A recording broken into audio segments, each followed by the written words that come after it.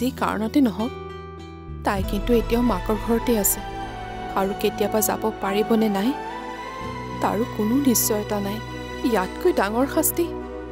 এগৰাকী নাৰীৰ বাবে আৰু কি হ'ব পাৰে ক'বলৈ দিয়া মা সকলোৰে মোক যি ক'বলগীয়া আছে কওক কৈ কৈ খংবোৰ শেষ কৰক ইমানেই কওক যাতে মই নিজে নিজকে শেষ কৰিবলৈ সাহস কৰিব পাৰোঁ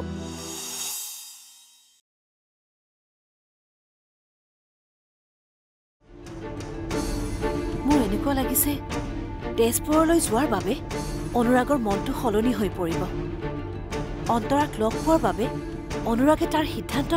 সলনি কৰি নেপেলাইতো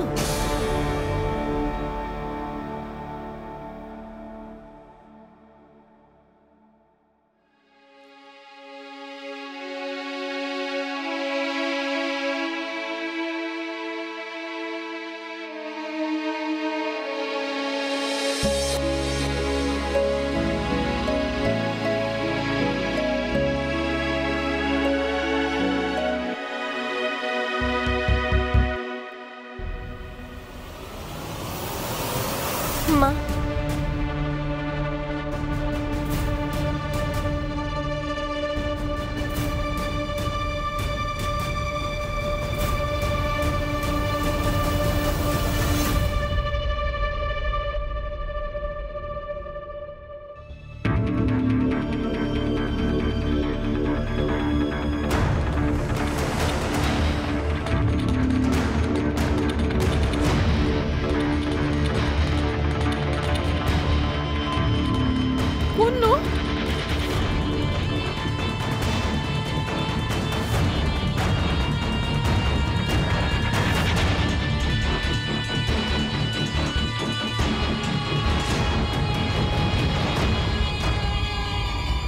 তইনো দুৱাৰত ইমানকৈ কিয় ঢুকি আছিলি কোনোবা মানুহ এটাই মোক মাৰিবলৈ খেদি আহিছিলে ভয়তে মাতেই ওলোৱা নাছিল খুৰী তোকনো আকৌ কোনে মাৰিবলৈ খেদিব কোনোবা পাগল এটা খুৰী আবেলিও দেখিছিলোঁ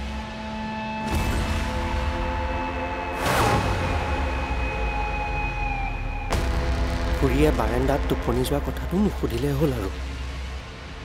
এইটো লগ কৰি অলপ বজাৰ আনিছোঁ বজাৰ বজাৰ আকৌ তই কিয় আনিলি খুৰা ঘৰত নাই নহয় আপোনালোককনো আৰু কোনে বজাৰ কৰি দিব সেইকাৰণেই আনিছোঁ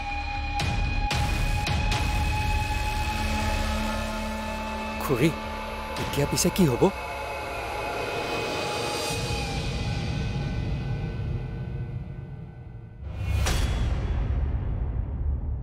হ'ব মানে আৰু কি হ'বলৈ বাকী আছে এতিয়ালৈ ল'ৰা আহি ঘৰ নাপালে আৰু আপোনাৰ কোনো চিন্তাই নাই সি তাত থাকিবলৈ যোৱা নাই নহয় আহিব কিয় ঘূৰি নাহিব আহিব বুলি ময়ো জানো কিন্তু লগত যদি সেইজনীক লৈ আহে তেতিয়া আহিলে ৰ'ব মই খুলিম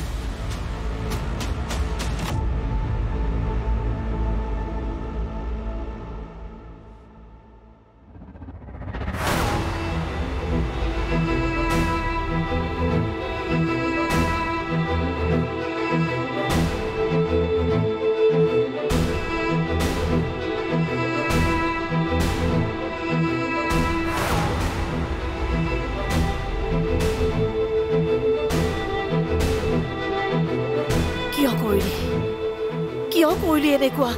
কিয় তই অকলে এই সিদ্ধান্ত ললি মনে মনে কিয় আছ নকওঁ কিয় অনুৰাগ নকওঁ কিয় কিয় তই এইজনীক লগত আনিলি মা কি হৈছে তোমাৰ কিয় খং কৰিছা আৰু কাক অনাৰ কথা কৈছা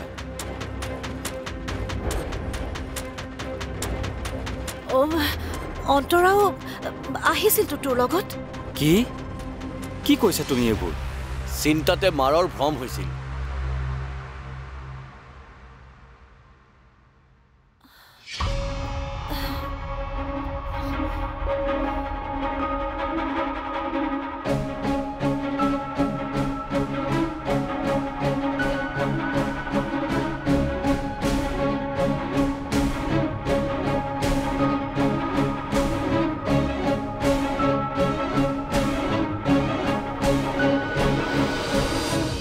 দাদু এয়া তই কি কৰিবলৈ লৈছ? এতিয়াৰে পৰা সম্পূৰ্ণ খণ্ড উপভোগ কৰক কেৱল টিভিত ৰং চেনেলত।